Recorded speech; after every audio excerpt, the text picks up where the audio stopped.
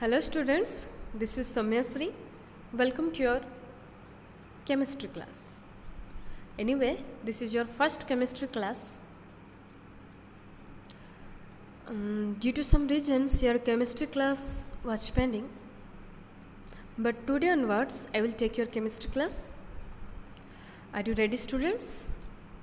Okay, let's start. So your first chapter is periodic properties and variations of properties. That means it is all about the periodic table, which you have already read in 9th class. So we will revise all that once again in detail. So let's start. First of all, we have to understand that why we should have periodic table, or what is the necessity of periodic table. In the beginning of the development of chemistry, only a few elements were known. But with the discovery of new elements, their number went on increasing gradually, and it became inconvenient to remember and study the chemistry of so many elements. Okay, so what does this mean? So in the beginning, in the chemistry field, only few elements were known. The limited elements were there. But day by day, gradually, the number of elements increased. Okay, after that, it is very tough, it is very hard to remember all their names, symbols and properties. So that condition led to the classification of elements. So what is known as your periodic table? The periodic arrangement of known elements according to their properties in a tabular form is known as periodic table.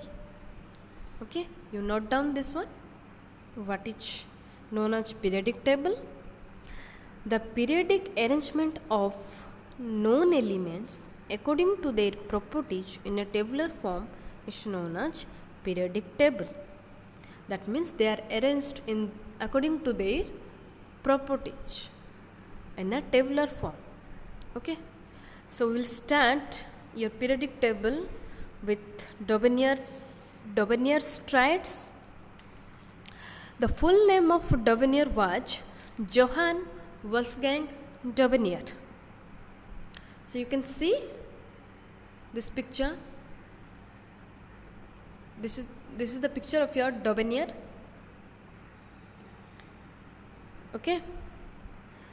So in 1829, he did this grouping. When he did the grouping, at that time only 30 elements were known, whereas now 115 known to the humankind. So at that time the science was not developed, so only 30 elements were known. So that made his job easier, isn't it? Because he has to make group only for 30 elements. Okay, so he made 3 triads. Okay, you can see the 3 triad means 3, that means 3 elements in one triad. Okay, so first triad is your lithium, sodium, potassium. Second one is your calcium, strontium, barium, and third triad is your chlorine, bromide and iodine. So he classified 9 elements in 3 triads. Okay, he proposed that all the elements in a triad are similar in nature, means their properties are same. Okay, how? Let's see. Suppose you want to study all these 9 elements. Okay, so in the normal study you will learn all these 9 elements one by one. Yes or no? But it will take a lot of time. Yes. So after this grouping, what you can do, students? If you can just study lithium, calcium and chlorine, most of the work has been done. Yes or no? Because if you study about lithium, that means you have already studied about your sodium and potassium, because all these three, lithium, sodium and potassium, are same in nature. That's why they have kept in one triad. Like that, if you study calcium, then you have already read about the strontium and barium, because they are also same as to calcium. Okay. Then third, if you study chlorine, then obviously you have read about the bromine and iodine, because bromine and iodine are same as chlorine. Okay. So this grouping made easier to us. Okay. So another thing he proposed, that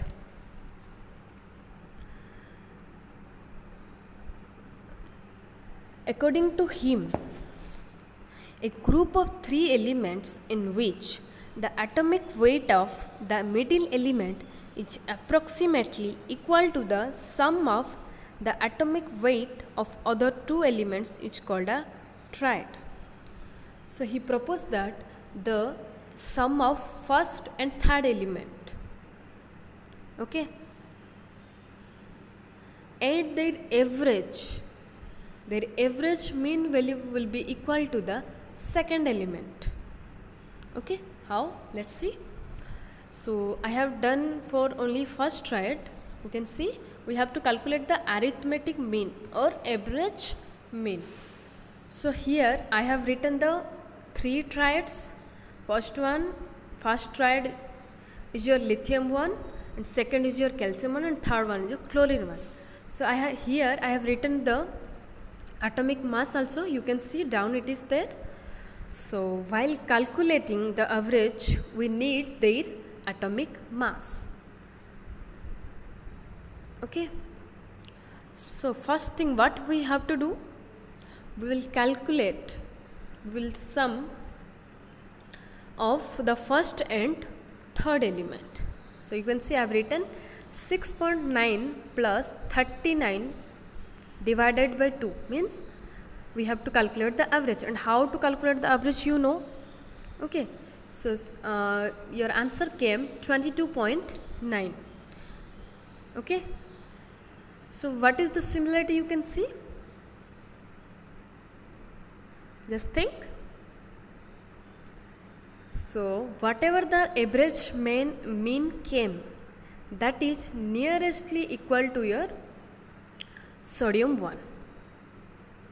Okay. Yes or no? Sodium 1 how much? 23, and your answer came 22.9, which is almost nearly equal to 23. So this is your Daubigner's triad.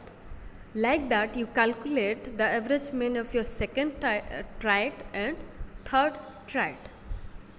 Okay. But one drawback was there. Okay. What is that? Other scientists rejected this grouping because in this scheme only 9 elements are included, and that they have more than 30 elements. He has not included the other element. That means at that time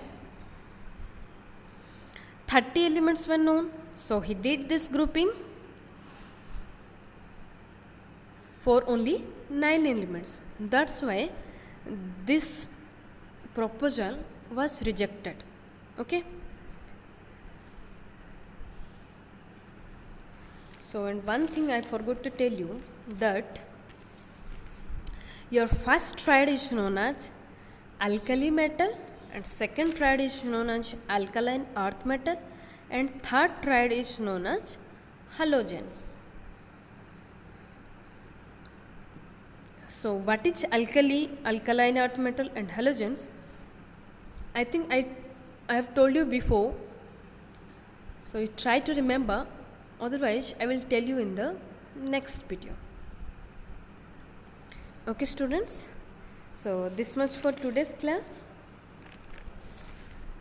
In the next video we will read the Newland's law of octaves and Mendeleev's periodic table. Okay, thank you.